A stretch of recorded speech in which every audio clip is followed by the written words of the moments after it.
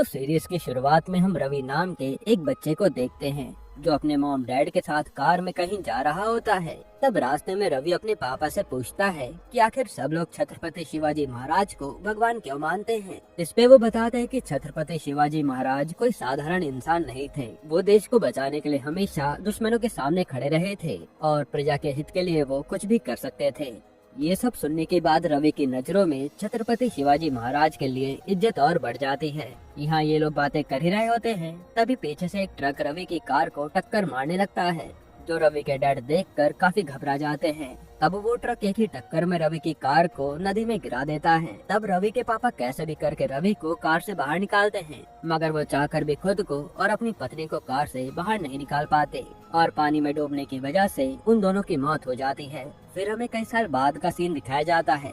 रवि अब बड़ा हो चुका है, जो अपने दोस्त आदि के साथ रायगढ़ किले पर ट्रैकिंग कर रहा होता है। रवि के मॉम डैड जाने के बाद आदि ही उसके लिए सब कुछ था और वो आदि को अपने छोटे भाई की तरह मानता था। फिर काफी मेहनत के बाद वो लोग किले पर चढ़ जाते हैं। असल में रवि को छत्रपति शिवाजी महाराज के प्रति काफी ज्यादा दिलचस्पी होती है, इसलिए वो हमेशा उनके नए नए किलों पर जाकर ट्रैकिंग किया करता था। अब जब रवि और आदि किले पर होते हैं, इतने में उन्हें प्रियल का कॉल आता है। प्रियल एक लॉयर थी जो उन्हें बताती है कि आज दीक्षित सर का इंटरव्यू होने वाला है, तुम्हें भी उनका इंटरव्यू देखने आना चाहिए। दूसरी तरफ हम दीक्षित सर को देखते हैं, उनकी भी नजर रवि के ऊपर होती है। वो ज्यादातर यूट्यूब पर रवि के व्लॉग्स देखा करते थे। इससे हमें पता चलता है कि उनका जरूर रवि से कोई न कोई कनेक्शन है। जिसके बाद दीक्षित एक मंदिर में जाते हैं और वहाँ उनसे मिलने प्रशिक नाम का एक आदमी आता है। मंदिर में दीक्षित प्रशिक से कहते हैं कि मुझे कैंसर है और मैं ज्यादा से ज्यादा 6 महीने जिंदा रह सकता हूँ, इसलिए हमें जल्दी से खजाने की जिम्मेदारी नए शिलेदार के हाथों में सौंपनी होगी।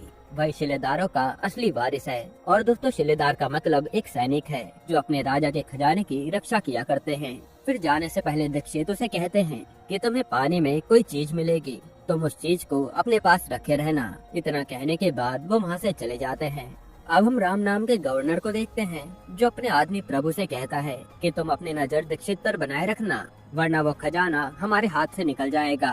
असल में राम ये सब कुछ खजाना पाने के लिए कर रहा था। यहाँ जब प्रशिक मंदिर के पीछे जाकर देखता है तो उसे पानी के अंदर एक चाबी मिलती है और दीक्षित के कहे अनुसार प्रशिक उस चाबी को अपने पास रख लेता है। फिर सभी लोग दीक्षित के इंटरव्यू में आए होते हैं, जहाँ प्रियल दीक्षित को स्पीच देने के लिए स्टेज पर बुलाती है। लेकिन तभी स्टेज पर जाते समय दीक्षित के चेस्ट में पेन होता है। ये देखकर रवि जल्दी से उनके पास आता है और हमें पता चलता है कि रवि प्रोफेशनल एक डॉक्टर है।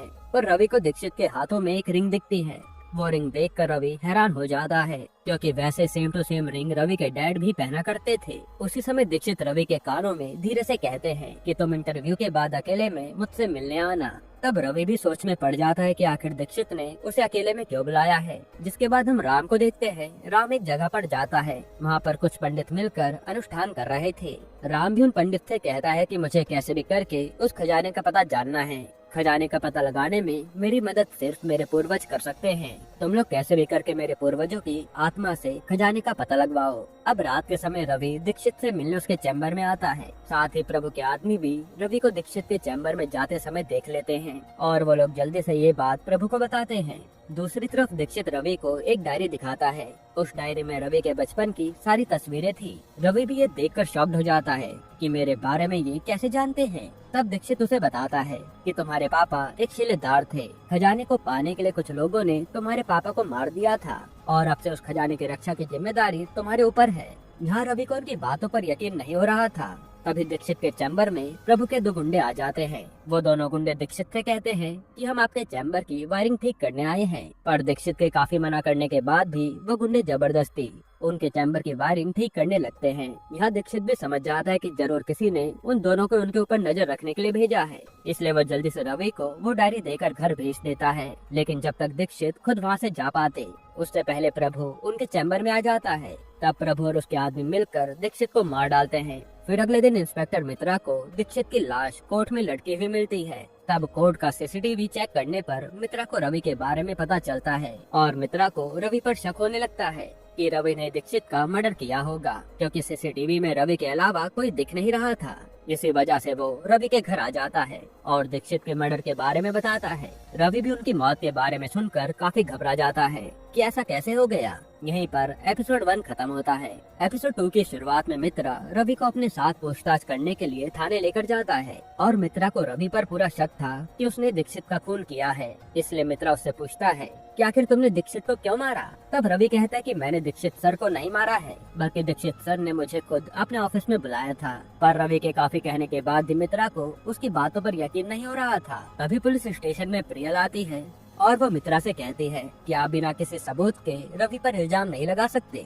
तब मित्रा के पास कोई सबूत न होने के कारण उसे रवि को छोड़ना पड़ता है। अब पुलिस स्टेशन से निकलने के बाद रवि प्रियल से कहता है कि दीक्षित सर ने मरने से पहले मुझे खजाने के बारे में बताया था और उन्होंने मुझे एक डायरी भी दी थी। साथ ही रवि को दीक्षित सर का एक मैसेज भी आया होता है जिसमें दीक्षित ने रवि को अपने चैम्बर में जाने को कहा था। तब रवि उस मैसेज को देखकर समझ जाता है कि जरूर उनके चैम्बर में कुछ न कुछ तो छुपा हुआ है। इसलिए रवि प्रियल और आदि को लेकर कोर्ट जाने लगता है।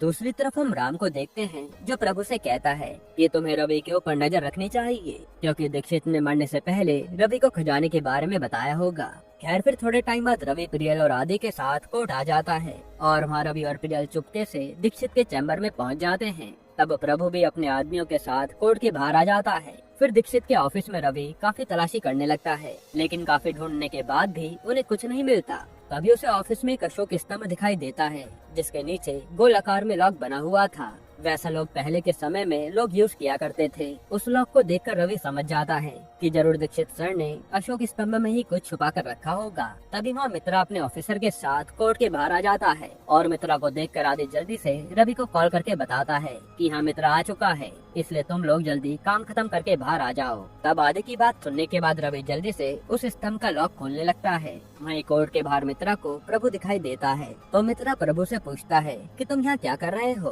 प्रभु बताता है कि मैं उस कोर्ट में वायरिंग का काम करता हूँ। फिर मित्रा पूछता है कि कल रात तुम्हारे कुछ आदमी दीक्षित सर के रूम में गए थे, क्या तुम उन आदमियों को बुला सकते हो, मुझे कुछ पूछताछ करनी है। तब मित्रा की बातें सुनकर प्रभु काफी टेंशन में आ जाता है और वह कैसे भी करके मित्रा से छुटकारा पाना चाहता था।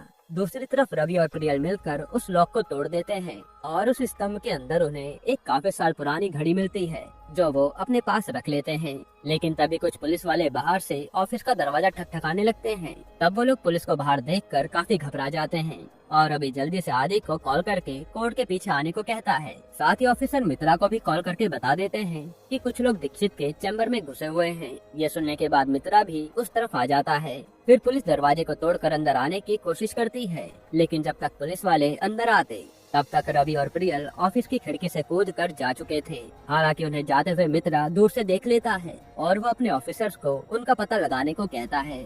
जिसके बाद एक जगह अवार्ड्स का कार्यक्रम चल रहा था तो ये अवार्ड लेने के लिए प्रताप नाम के आदमी को स्टेज पर बुलाया जाता है और राम भी उस अवार्ड फंक्शन में बैठा हुआ था। तब प्रताप स्टेज पर आकर कहता है कि मैं छत्रपति शिवाजी महाराज के उसूलों पर चलता हूँ। उन्होंने हमारे देश को एकजुट करने के लिए बहुत कुर्बानी दी है। मैं उसी दिन ये अवार्ड लूंगा जिस दिन हमारे देश में सभी लोग एकजुट हो जाएंगे। कोई भी जाति के नाम पर भेदभाव नहीं करेगा। जो सुनकर सभी लोग प्रताप के लिए तालियां बजाते हैं। फिर रात में रवि, आदि और प्रियल एक ढाबे पर बैठे होते हैं। वहाँ रवि को उस घड़ी के अंदर एक पेपर मिलता है और उस पेपर पर इनविजिबल इंक से कुछ लिखा हुआ था। जब रवि उस पेपर के ऊपर थोड़ा सा पानी डालता है तब उसे एक नंबर दिखाई देता है। उस नंबर को देखकर रवि कुछ समझ नहीं पाता। तभी आदि उस नंबर को गूगल पर सर्च करता है। तब उन्हें पता चलता है कि ये कोई नंबर नहीं बल्कि एक जगह के कोऑर्डिनेट्स हैं। असल में ये लोकेशन मुंबई में प्रशिक की दुकान की थी। तब रवि फैसला करता है कि वो लोग मुंबई जाकर प्रशिक से जरूर मिलेंगे। इसलिए ये तीनों अपनी कार को ढाबे के बाहर ही छोड़कर बस से मुंबई के लिए निकल जाते हैं। फिर अगली सुबह वो तीनों प्रशिक की दुकान पर पहुंच जाते हैं और प्रशिक उन्हें देखकर समझ जाता है कि ये लोग खजाने के बारे में पूछने आए हैं। इसी वजह से वो उन्हें अपनी दुकान के अंदर लेकर जाता है। लेकिन उसी समय प्रभु के गुंडे भी वहाँ आ जाते हैं। तब वो गुंडे उन तीनों को पकड़ने की कोशिश करते हैं, लेकिन वो तीनों उन गुंडों से अपनी जान बचाकर भागने लगते हैं। साथ ही प्रभु भी उन्हें पकड़ने लगता है और वो गुंडे उन्हें मारने के लिए उन पर गोली भी चलाते हैं। पर प्रशिक उन तीनों को जल्दी से अपनी कार में बैठाकर वहाँ से चला जाता है दूसरी तरफ मित्रा अपने ऑफिसर्स को रवि की कार का पता लगाने को कहता है। फिर थोड़े टाइम बाद प्रशिक उन तीनों को अपने घर पर लाता है और घर पर वो लोग प्रशिक को वही घड़ी दिखाते हैं। तब प्रशिक उन्हें बताता है कि ये घड़ी खजाने की चाबी है। कई साल पहले दीक्षित सर ने मुझे एक जगह पर खुदाई करने का काम दिया था और खुदाई करते समय मुझे वहाँ ये घड़ी मिली थी। दीक्षित सर भी इस घड़ी को देखकर समझ गए थे कि ये घड़ी छत्रपति शिवाजी महाराज के समय की है, पर कुछ लोग उस खजाने को पाने के लिए हमारा पीछा करने लगे थे और उन गुंडों ने खजाने के लालच में मेरे परिवार को भी मार दिया था, जिसके बाद मैं अकेला पड़ गया और मुंबई आकर रहने लगा। फिर वो रवि को उस मंदिर में मिली हुई चाबी देते हुए कहते हैं कि आज से तुम महाराज के खजाने के रक्षक हो। तुम्हारे पिता ने खजाने को बचाने के लिए अपनी जान दे दी थी और तुम्हें भी अपने पापा की तरह खजाने की रक्षा करनी होगी। तब रवि ये देखकर पहले तो शॉक्ड हो जाता है और अपने पापा को याद करके वो भी ठान लेता है कि वो जरूर उन गुंडों से खजाने की रक्षा करेगा। तभी हम प्रियल को देखते हैं जो अकेले में जाकर ये सारी बात राम को बता देती है। असल में प्रियल एक अंडरकवर ऑफिसर थी जो राम के कहने पर रवि की मदद करने का नाटक कर रही थी। यहीं पर एपिसोड 2 खत्म होता है। एपिसोड 3 की शुरुआत में रवि को अपने मॉम डैड की काफी ज्यादा याद आ रही थी। इतने में प्रशिक रवि से आकर कहता है कि हमें खजाने को खोलने के लिए 3 चाबी की जरूरत होगी। एक चाबी तुम्हारे पास है, दूसरी चाबी शायद से उन लोगों के पास है जिन्होंने तुम्हारे मॉम डैड को मारा था और हमें तीसरी चाबी को भी ढूंढना होगा। तब रवि प्रशिक से कहता है कि दीक्षित सर ने मरने से पहले मुझे एक डायरी दी थी और वो प्रशिक को वो डायरी दिखाता है। तब प्रशिक को वो डायरी काफी अजीब लगती है, इसलिए वो उसे फाड़ कर देखने लगता है और डायरी को फाड़ने पर उन्हें उसमें एक जगह का मैप मिलता है। वहीं हम मित्रा को देखते हैं जो अपने ऑफिसर के साथ उस ढाबे पर आ जाता है जहाँ रवि ने अपनी कार छोड़ दी थी। उस कार के अंदर मित्रा को एक ट्रैकर लगा हुआ दिखता है। इसका मतलब कोई और आदमी भी रवि की कार का पीछा कर रहा था। तब ऑफिसर्स उसे बताते हैं कि रवि और उसके दोस्त बस में बैठकर मुंबई गए हैं। ये सुनने के बाद मित्रा भी अपने साथियों के साथ मुंबई जाने लगता है। यहाँ प्रशिक के घर पर वो लोग उस मैप को समझने की कोशिश कर रहे थे और उस मैप के जरिए उन्हें तीसरी चाबी के बारे में पता चलने वाला था, लेकिन मैप में उन्हें कुछ भी समझ नहीं आ रहा होता कि उन्हें कहाँ जाना है। तभी रवि उन सभी से कहता है कि ये मैप किसी जगह का नहीं बल्कि अंडरग्राउंड पाइपलाइन का है। इसका मतलब खजाने की चाबी किसी जमीन के नीचे छुपी हुई है। साथ ही मैप पर किंग एडवर्ड का स्टैंप है और वर्ल्ड वॉर 1 से पहले किंग एडवर्ड आखिरी बार इंडिया के राजभवन में आके रुके थे। इसका मतलब है कि हमें राजभवन जाना होगा। तब रवि के कहने पर सभी लोग राजभवन जाने के लिए तैयार हो जाते हैं, लेकिन राजभवन के अंदर जाने के लिए उन्हें पासेस की जरूरत थी। इससे प्रियल कहती है कि तुम लोग चिंता मत करो, मैं तुम्हें राजभवन के अंदर ले जाऊंगी, क्योंकि प्रियल राम से पासेस लेने वाली थी। फिर थोड़े टाइम बाद वो राजभवन के बाहर आ जाते हैं तो प्रियल के पास राजभवन के पासेस होते हैं, जिसकी मदद से प्रियल, रवि और प्रशिक भवन के अंदर चले जाते हैं। दूसरी तरफ आदि भवन के बाहर कार में बैठकर उन्हें लोकेशन बता रहा था, जिसके बाद हम राजभवन के हॉल में सभी लोगों को बैठे हुए देखते हैं और उन सभी लोगों के साथ राम भी बैठा हुआ था। फिर यहाँ काफी खोजबीन करने पर उन्हें सर देशमुख के तस्वीर के हाथों पर वही रिंग दिखती है, जो रिंग सभी शिलेदारों के हाथों पर थी। ये देखकर वो लोग समझ जाते हैं कि सर देशमुख के कैबिन में उन्हें तीसरी चाबी का राज पता लग सकता है। फिर कॉल पर रवि आदि से सर देशमुख के कैबिन का लोकेशन पूछता है। आदि उसे कहता है कि भवन के ऊपर वाली लाइब्रेरी में उन्हें सर देशमुख का कैबिन मिल जाएगा। तब वो तीनों लाइब्रेरी की तरफ जाने लगते हैं, लेकिन लाइब्रेरी में जाते समय एक पुलिस ऑफिसर प्रियाल को देख लेता है, पर जब तक वो ऑफिसर रवि और प्रशिक को देख पाता उससे पहले वो दोनों लाइब्रेरी में छुप जाते हैं और वो ऑफिसर प्रियल को अपने साथ नीचे हॉल में लेकर जाता है। फिर मौका मिलते रवि और प्रशिक उस कैबिन में घुस जाते हैं और कैबिन में उन्हें संत तुकाराम की तस्वीर मिलती है। वहाँ प्रशिक रवि को बताता है कि संत तुकाराम छत्रपति शिवाजी महाराज के बहुत ईमानदार आदमी थे और छत्रपति शिवाजी महाराज भी उनके विचारों को बहुत पसंद किया करते थे। दूसरी तरफ भवन के हॉल में राम अपना स्पीच दे रहा होता है। वहीं रवि और प्रशिक को कैबिन में तलवार और कवच दिखता है। उस कवच पर 2 तलवार लगी हुई थी। रवि को लगता है कि ये तलवार खींचने से कोई न कोई रास्ता जरूर मिलेगा, इसलिए वो एक एक करके दोनों तलवार खींचता है, पर उसके बाद भी कुछ नहीं होता। तब रवि प्रशिक से कहता है कि हम दोनों को मिलकर तलवार खींचनी चाहिए। इस पे वो दोनों मिलकर तलवार खींचते हैं, जिससे उनके सामने एक दरवाजा खुलता है। तो वो दोनों धीरे से उस सुरंग में घुस जाते हैं, जिसके बाद उन्हें सुरंग की दीवार पर तलवार और भाले का प्रिंट बना हुआ दिखता है और वो प्रिंट लगभग सभी दीवारों पर बना हुआ था। तभी हम प्रभु को देखते हैं जो राम के कहने पर राजभवन में आया हुआ था और प्रभु को देखकर आदि भी काफी ज्यादा घबरा जाता है। अब जब रवि सभी पत्थरों को अच्छे से चेक कर रहा होता है उसी समय वो देखता है कि दो पत्थर पर अलग अलग निशान बने हुए हैं। तब रवि और प्रशिक उन दोनों निशानों के पत्थर को एक साथ दबाते हैं, जिसके कारण उनके सामने एक सुरंग खुल जाती है और उस सुरंग के अंदर उन्हें एक चमकता हुआ बॉक्स मिलता है। तब वो दोनों मिलकर उस बॉक्स को अपने साथ ले जा रहे होते हैं। इतने में उनके सामने प्रभु आ जाता है, जो उन दोनों से बॉक्स छीनने की कोशिश करने लगता है, लेकिन ये लोग भी बॉक्स के लिए प्रभु से लड़ जाते हैं। शुरुआत में तो प्रभु उन दोनों को बहुत मारता है, पर आखिर में प्रशिक प्रभु के पेट में भाला घुसाकर उसे मार डालता है। फिर प्रभु को मारने के बाद वो दोनों बाहर जाने लगते हैं। उसी समय राम प्रियल के सर पर गन रखकर उनके पास आता है। वो उन दोनों से कहता है कि अगर तुमने मुझे ये बॉक्स नहीं दिया तो मैं प्रियल को जान से मार दूंगा। इस पे प्रशिक उसे बॉक्स देने से मना कर देता है।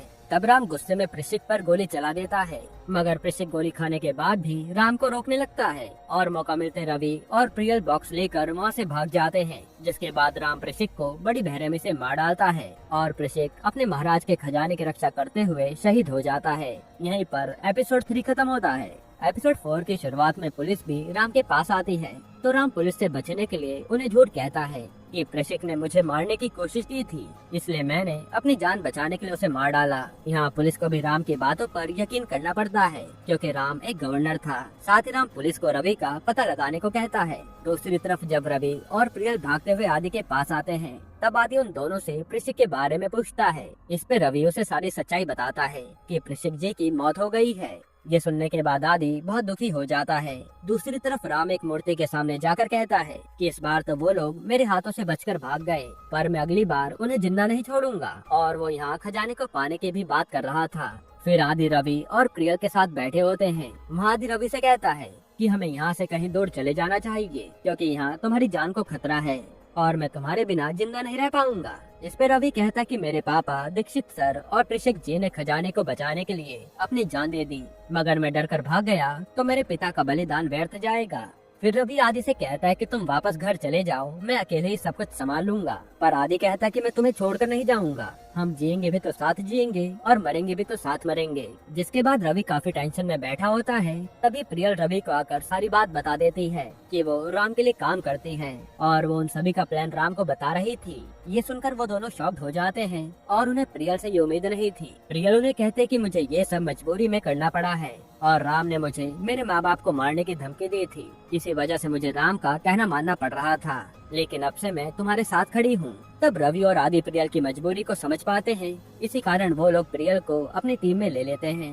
फिर हम देखते हैं कि राजभवन के बाहर राम सभी मीडिया से कह रहा होता है कि कुछ आतंकवादियों ने मुझ पर हमला कर दिया था, पर मैं अपनी जान पर खेलकर उन आतंकवादियों से लड़ा हूँ। वहीं रवि, प्रियल और आदि प्रताप के घर पर आ जाते हैं, क्योंकि उन्हें यकीन था कि प्रताप को उस बॉक्स के बारे में जरूर पता होगा। वो लोग सिक्योरिटी गार्ड से कहते हैं कि हम लोग यूट्यूबर्स हैं, हमें प्रताप सर का इंटरव्यू लेना है। इस पे सिक्योरिटी गार्ड उन सभी को घर के अंदर लेकर जाता है। वहाँ रवि प्रताप से जाकर कहता है कि मुझे आपसे बहुत जरूरी काम है। इतना कहने के बाद रवि प्रताप को वो बॉक्स दिखाता है। पहले तो प्रताप उस बॉक्स को अच्छे से चेक करता है, पर उसे उसमें कुछ भी खास दिखाई नहीं देता। फिर रवि प्रताप से कहता है कि हम लोग यह खजाने की खोज करने आए हैं। प्रताप भी उसे कहता है कि ये खजाना वगैरह तो सिर्फ कहानियों में होता है, ऐसा असलियत में कुछ नहीं होता। और प्रताप को रवि एक फ्रॉड लगता है, इसी कारण वो चुपके से पुलिस को कॉल कर देता है। फिर जब प्रताप रवि से बात कर रहा होता है, उसी समय प्रताप को रवि के पास वो घड़ी दिखाई देती है, जो देखकर प्रताप काफी हैरान हो जाता है। वो उन्हें बताता है कि ये घड़ी विजयनगर के राजा ने छत्रपति शिवाजी महाराज को दी थी। इसी घड़ी के साथ साथ उन्हें विजयनगर का सारा खजाना भी सौंप दिया था, क्योंकि सिर्फ छत्रपति शिवाजी महाराज ही उस खजाने की रखवाली कर सकते थे। अब ये देखकर प्रताप को यकीन हो जाता है कि रवि कोई फ्रॉड नहीं है और वो उस बॉक्स के ऊपर लिखे शब्द को अच्छे से देखने लगता है। रवि भी उस बॉक्स के लॉक को खोलने की काफी कोशिश करता है, लेकिन वो चाहकर भी उसे खोल नहीं पाता। जिसके बाद रवि सबको बताता है कि हम लोग कटपयाड़ी की मदद से इस बॉक्स के लॉक को खोल सकते हैं। असल में कटपयाड़ी के अंदर सभी शब्दों को एक एक नंबर दिया जाता है और रवि बॉक्स के ऊपर लिखे शब्दों के हिसाब से नंबर डालता है और आखिर में काफी मेहनत करने के बाद वो बॉक्स खोल देता है। अब उस बॉक्स के अंदर रखी चीज को देखकर उन सभी लोगों के रोंगटे खड़े हो जाते हैं, क्योंकि उस बॉक्स में छत्रपति शिवाजी महाराज का खंजर रखा हुआ था और वो खंजर छत्रपति शिवाजी महाराज दुश्मनों को मारने के लिए इस्तेमाल किया करते थे। तब वो लोग ये देखकर काफी खुश हो जाते हैं, क्योंकि उन्हें खंजर के रूप में छत्रपति शिवाजी महाराज का आशीर्वाद मिला था। साथ ही उन्हें बॉक्स में एक कपड़ा भी मिलता है। इस कपड़े पर काफी सारे देवताओं की फोटो बनी हुई थी। तभी उस कपड़े को देखकर प्रताप सभी को बताता है कि ऐसे सेम नकाशी भोलेनाथ के भूतनाथ मंदिर में हैं। इसका मतलब उन्हें खजाने को ढूंढने के लिए भूतनाथ मंदिर जाना होगा। फिर प्रताप की सेक्रेटरी प्रताप को आकर बताती है कि बाहर पुलिस आई है। इस पे प्रताप रवि को बताता है कि मुझे तुम्हारी बातों पर यकीन नहीं था, इसलिए मैंने पुलिस को बुला लिया था, पर तुम चिंता मत करो, मैं इस काम में तुम्हारी पूरी मदद करूंगा। जिसके बाद प्रताप उन सभी को पुलिस के हाथों से बचाने के लिए अपने साथ हेलीकॉप्टर पर ले जाने लगता है। तब उन्हें हेलीकॉप्टर से जाते हुए देखकर मित्रा भी सोच में पड़ जाता है कि आखिर प्रताप रवि की मदद क्यों कर रहा है। यहीं पर एपिसोड 4 खत्म होता है। एपिसोड 5 की शुरुआत में मित्रा को पता चलता है कि राजभवन में राम के कहने पर रवि और प्रशिक को एंट्री मिली थी, क्योंकि राम ने प्रियल को एंट्री पासेस दिए थे। इसलिए मित्रा ऑफिसर से कॉल पर कहता है कि हमें राम से भी पूछताछ करनी चाहिए, साथ ही हमें उस हेलीकॉप्टर का पता भी लगाना चाहिए कि आखिर वो हेलीकॉप्टर गया कहाँ है। दूसरी तरफ प्रताप उन सभी को अपने साथ उस मंदिर पर लेकर आता है जहाँ सेम टू सेम भगवान की फोटो बनी हुई थी, पर फोटो के आसपास उन्हें कोई भी रास्ता नहीं दिख रहा था। तब रवि वापस से उस कपड़े को देखता है और उसे कपड़े में एक उल्टा शिवलिंग बना हुआ दिखता है। तब वो लोग सोच में पड़ जाते हैं कि आखिर इस उल्टे शिवलिंग का मतलब क्या है। इतने में रवि के नजर सामने बने भूतनाथ के मंदिर पर पड़ती है और उस मंदिर की परछाई पानी में उल्टी दिख रही थी। इससे वो लोग समझ जाते हैं कि उन्हें आगे का रास्ता पता करने के लिए शिव मंदिर जाना होगा। फिर जब मित्रा थाने आता है तब उसे वहाँ पता चलता है कि राम कहीं गायब हो गया है। ये सुनकर वो समझ जाता है कि राम भी इस मामले में शामिल है, वरना वो सिक्योरिटी के बिना कहीं जाता नहीं है। हालांकि मित्रा को तो राम पर पहले से ही शक था। तभी ऑफिसर मित्रा को आकर बताते हैं कि प्रताप और रवि कर्नाटक के भूतनाथ मंदिर गए हैं। तब मित्रा भी अपने ऑफिसर के साथ भूतनाथ मंदिर आने लगता है। इसके बाद हम राम को देखते हैं जिसे रवि की लोकेशन पता चल गई थी, इसलिए वो भी अपने आदमियों के साथ मंदिर आ रहा होता है। फिर प्रताप, रवि और उसके दोस्त इस भूतनाथ मंदिर के शिवलिंग के पास जाते हैं और उस शिवलिंग पर काफी सालों से पानी नहीं गिरा होता, इसलिए वो लोग शिवलिंग के पानी की जगह को ढूंढने लगते हैं जहाँ से पानी बाहर जाता था। तब थोड़ी देर में उन्हें वो जगह मिल जाती है जहाँ रवि को एक शंख मिलता है। उस शंख पर लिखा था कि जो जहाँ से आया है वहीं जाएगा और विष्णु जैसा राजा मेरा भाई कहलाएगा। ये एक तरह की पहेली थी। तब ये देखने के बाद प्रताप उन्हें बताता है कि थोड़ी दूरी पर विष्णु भगवान की एक गुफा है, वो महाराज कीर्तिवान के भाई ने बनवाई थी। तब प्रताप के कहने पर वो सभी लोग उस गुफा की तरफ जाने लगते हैं। साथ ही राम भी अपने आदमियों के साथ मंदिर के पास आ जाता है। वहीं रास्ते में जाते समय प्रताप काफी ज्यादा थक जाता है, इसी वजह से वो रवि और उसके दोस्तों को आगे बढ़ने को कहता है। फिर गुफा की तरफ जाते समय रवि, प्रियल और आदि पर राम के आदमी हमला कर देते हैं, तो वो तीनों राम के आदमियों से लड़ने लगते हैं। लेकिन तभी राम उन तीनों पर गन तान देता है। तब तीनों को ना चाहते हुए भी राम की बात माननी पड़ती है। फिर राम उनसे पूछता है कि आखिर खजाना कहाँ है। तब पहले तो वो लोग खजाने के बारे में बताने से मना कर देते हैं, मगर जब राम आदि को मारने की धमकी देता है तब रवि राम को खजाने के पास ले जाने के लिए तैयार हो जाता है। जिसके बाद वो सभी लोग गुफा पर जाते हैं जहाँ विष्णु भगवान की मूर्ति बनी हुई थी। वहीं उन्हें एक खुफिया कमरा दिखता है, तो वो लोग जल्दी से उस कमरे में आ जाते हैं। अब उस कमरे में वो लोग खजाने तक जाने का रास्ता ढूंढने लगते हैं। इतने में रवि को भगवान विष्णु के बहरा अवतार की मूर्ति दिखती है और उस मूर्ति के हाथ के ऊपर शंख का निशान बना हुआ था। तब रवि उस निशान पर शंख रख देता है, जिसकी वजह से उनके सामने एक बहुत बड़ा दरवाजा आता है। उस दरवाजे को खोलने के लिए चाबी की जरूरत थी। तब रवि इस दरवाजे में छत्रपति शिवाजी महाराज का खंजर डाल देता है और खंजर डालते हुए दरवाजा पूरी तरह से खुल जाता है और उनकी आंखों के सामने बहुत सारा खजाना पड़ा होता है। जिसके बाद राम और उसके आदमी वो सभी खजाने के ऊपर टूट पड़ते हैं। लेकिन अभी भी रवि को यकीन नहीं होता कि उन्हें इतनी आसानी से खजाना मिल गया, क्योंकि खजाने के दरवाजे को खोलने के लिए 3 चाबी की जरूरत पड़ने वाली थी। साथ ही खजाने के पास छत्रपति शिवाजी महाराज का सिंहासन भी नहीं था, जो कि उसे अब तक लोगों ने बताया था। तब रवि समझ जाता है कि ये सब खजाना नकली है। तभी रवि को वहाँ पर एक बॉक्स मिलता है। वो जब उस बॉक्स को खोलता है तो उसे उस बॉक्स में तीसरी चाबी भी मिल जाती है, जो देखकर रवि बहुत खुश होता है। पर अभी भी रवि के पास सिर्फ 2 ही चाबी थी और रवि को लगता है कि वो आखिरी चाबी राम के पास होगी, इसलिए वो राम से आखिरी चाबी मांगता है। लेकिन राम रवि को गोली से मारने वाला होता है। तभी प्रताप पीछे से राम को गोली मार देता है, जिससे राम की मौत हो जाती है। फिर रवि प्रताप को बताता है कि असली खजाना कहीं और छुपा हुआ है,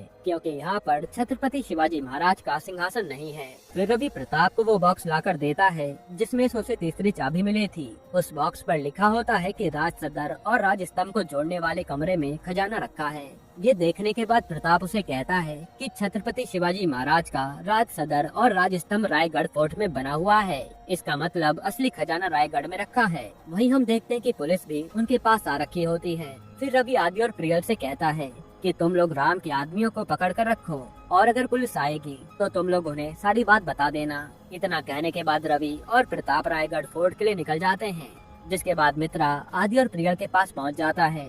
तब वो उन दोनों के साथ साथ राम के गुंडों को भी अरेस्ट कर लेता है। यहीं पर एपिसोड 5 खत्म होता है। एपिसोड 6 की शुरुआत में हम मित्रा को देखते हैं, जो आदि और प्रियल से पूछताछ कर रहा था। तब वो दोनों मित्रा को सारी सच्चाई बता देते हैं, पर मित्रा को उनकी बातों पर यकीन नहीं था। मित्रा को अभी भी लग रहा था कि ये खजाने वाली बात सिर्फ एक कहानी है। फिर वो प्रियल से पूछता है कि आखिर रवि गया कहाँ है। इस पे प्रियल बताती है कि रवि अपनी मंजिल को पाने के लिए गया है। आप खुद जब अपनी आंखों से खजाना देखोगे तब आपको हमारी बात पर विश्वास हो जाएगा। दूसरी तरफ रवि और प्रताप रायगढ़ फोर्ट पर आ जाते हैं। तब वो दोनों मिलकर उस किले में राज सदर और राज स्तंभ ढूंढ रहे होते हैं और काफी ढूंढने के बाद उन दोनों को वो जगह मिल जाती है, लेकिन अभी भी उन्हें राज सदर और राज स्तंभ को जोड़ने वाला कमरा ढूंढना था। फिर प्रताप की नजर खिलावत खाना नाम के कमरे पर पड़ती है और खिलावत खाना राज सदर और राज स्तंभ को जोड़ रहा होता है।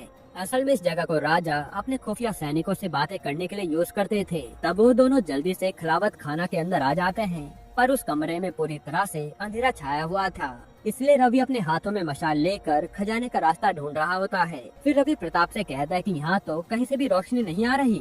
जिसके बाद ये लोग उस जगह के एक एक कोने की जांच कर रहे होते हैं। इसके बाद उसे एक दीवार पर आधा चांद बना हुआ दिखता है और रवि उस चांद को देखकर समझ जाता है कि जरूर इस चांद के पीछे खजाने का रास्ता छुपा होगा, क्योंकि मराठा लोग अपने सर पर चांद का तिलक लगाया करते थे और ये आधा चांद खजाने तक पहुंचने का क्लू था। तब रवि उस चांद को दबाता है और उसके सामने एक नई गुफा खुल जाती है। तब वो दोनों मिलकर उस गुफा में जाने लगते हैं और गुफा में जाते समय उन्हें काफी सारे देवी देवताओं के चित्र बने हुए दिखते हैं। फिर काफी समय चलने के बाद वो दोनों उस खजाने के दरवाजे तक पहुंच जाते हैं। तब रवि उस दरवाजे पर पहली चाबी लगा देता है, पर अभी भी रवि के पास दूसरी चाबी नहीं थी। तभी प्रताप पीछे से रवि के हाथ पर गोली मार देता है और वो रवि से कहता है कि मैंने इस खजाने को पाने के लिए बहुत मेहनत की है और तुम मेरी मेहनत पर पानी नहीं फेर सकते। मैं इस खजाने को खुद रखूंगा। मेरे पूर्वज भी खजाने के लालच में मारे गए, पर अब मुझे खजाना मिल जाएगा। यहाँ हमें ये भी पता चलता है कि दूसरी चाबी प्रताप के पास होती है। तब प्रताप जैसे वो दूसरी चाबी लगाता है तभी एकदम से उस गुफा में पानी भरने लगता है। यानी अब जब तक वो तीनों चाबी दरवाजे में नहीं लग जाती तब तक पानी रुकेगा नहीं। तभी रवि कहता है कि मुझे तुम पर शक तो पहले ही हो गया था, इसलिए मैंने तीसरी चाबी अपने पास छुपा रखी थी और तुम्हें उसके बारे में बताया नहीं। जिसके बाद प्रताप तीसरी चाबी पाने के लिए रवि से लड़ने लगता है, लेकिन इस लड़ाई में रवि प्रताप को बहुत मारता है। साथ ही उस गुफा में पानी भी काफी तेजी से बढ़ने लगता है। तब प्रताप की हालत काफी खराब हो जाती है। फिर प्रताप को मारने के बाद रवि उस दरवाजे में तीसरी चाबी लगा देता है और तीसरी चाबी लगाने के बाद वो दरवाजा पूरी तरह खुल जाता है। फिर जब रवि उस कमरे में जाता है तो वहाँ से छत्रपति शिवाजी महाराज के सोने का सिंहासन दिखता है। वो सिंहासन देखकर रवि बहुत खुश होता है और यह रवि ने अपने पिता दीक्षित सर और प्रेषित जी से जो वादा किया था कि वो अपनी जान पर खेलकर खजाने की रक्षा करेगा, वो उसने एक तरह से पूरा कर दिया था।